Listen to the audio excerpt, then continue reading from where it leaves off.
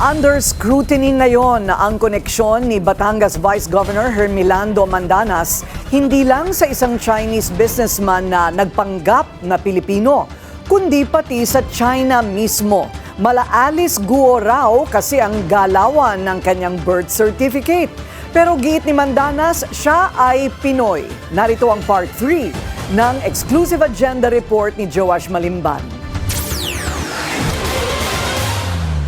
1980 pa raw nang makuha ni Batangas Vice Governor Hermelando Dodo Mandanas ang kanyang Chinese name na Wan Yonggao.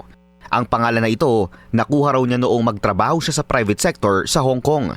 Matapos niyang magsalbi sa martial law era ng Administrasyong Marcos Sr. noong 1970s. Ito rin ang kaparehong administrasyon na nagbukas ng formal ties sa pagitan ng Beijing at Maynila.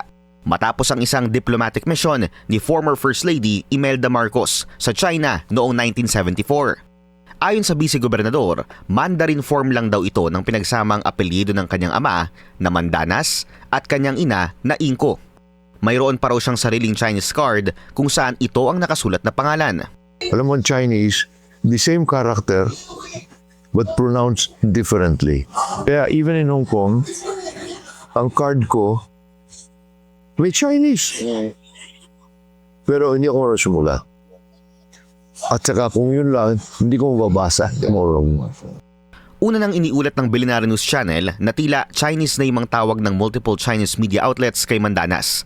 Halimbawa, iniulat ng Chinese media outlet na Singtao News ang kasal ni Mandanas noong 2024 kung saan tinawag siya na Filipino-Chinese Governor Wan Yonggao. Ganito rin ang tawag sa kanya ng news outlet na Silk Road Star nang bumisita siya sa Shanxi, China para sa isang business and foreign investment related matter. Bagaman sinasabi sa ilang Chinese media reports na Filipino-Chinese si Mandanas, nanindigan ito na siya ay tubong Bawan, Batangas na parehong Pinoy ang magulang. Ganito rin ang nakalagay sa kanyang birth certificate. Pero kapansin-pansin ng tila late birth registration ng Vice-Gobernador na ayon sa birth certificate mula sa Philippine Statistics Authority ay due to negligence. March 1944 kasi ipinanganak si Mandanas pero ang kanyang birth certificate registered lang noong November 2001. Matatandaan na unang naupo sa public office si Mandanas bilang gobernador noong 1995. Nang tanungin namin siya patungkol dito, ito ang kanyang naging tugon. Hindi ko alam yun. Hindi ko alam na na-register ito pa.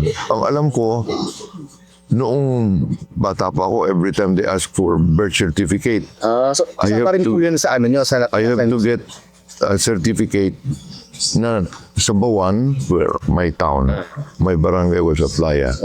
Nasunog kami nung taga-phone. So yung record namin sunog. So I always have to get a certification na ako was born there on this date. Now yung Philippine statistic, hindi ko alam yun. Sa isang panayam kaugnay ng kaso ng isang deported Chinese national, sinabi ni Bureau of Immigration spokesperson Dana Sandoval na kabilang ang late birth registration sa umano'y Alice Guo Playbook o case files ng mga nabistong Chinese national na nagpapanggap na Pilipino. Kabilang na dyan si Steven Herrera, ang iniulat at inimbestigahan ng BNC na big-time businessman at quarrying operations owner sa Batangas na na-deport nitong Marso matapos ang halos 2 taong detention sa loob ng BI. Pag binasa mo yung mga facts of the case, it's like literally reading the same thing from the Alice Guo case, from the Chen Zhongzhen case. Pare-parehas po yung mga storya, late registration, then getting Philippine documents, then eventually acquiring properties and assets here in the Philippines. Ako nagulat ako na siya na aresto. Nagulat din ako kaya pala inaresto. I learned later on na parang 2 passport niya. That's all. Pero hindi ko alam yun before. Eksklusibong nakuha ng Billionaire News Channel ang flight records ni Mandanas mula 2015 hanggang early 2026. Ayon dito, mayroong almost 80 international movements si Mandanas na dominated ng kanyang trips papunta at pabalik mula sa China. 45 o almost 58% ng kanyang international trips mula 2015 hanggang 2026, direct flights to and from mainland China at Hong Kong. Pinakamarami ang naitala sa mga taong 2018 at 2019 kasabay ng karamihan ng published partnerships ng China sa Batangas.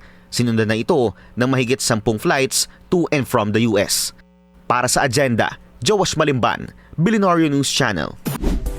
Manatiling nakatutok sa Bilyonaryo News Channel. Sumubaybay sa aming social media accounts at mag-subscribe sa aming YouTube channel para sa mga bago at eksklusibong balita.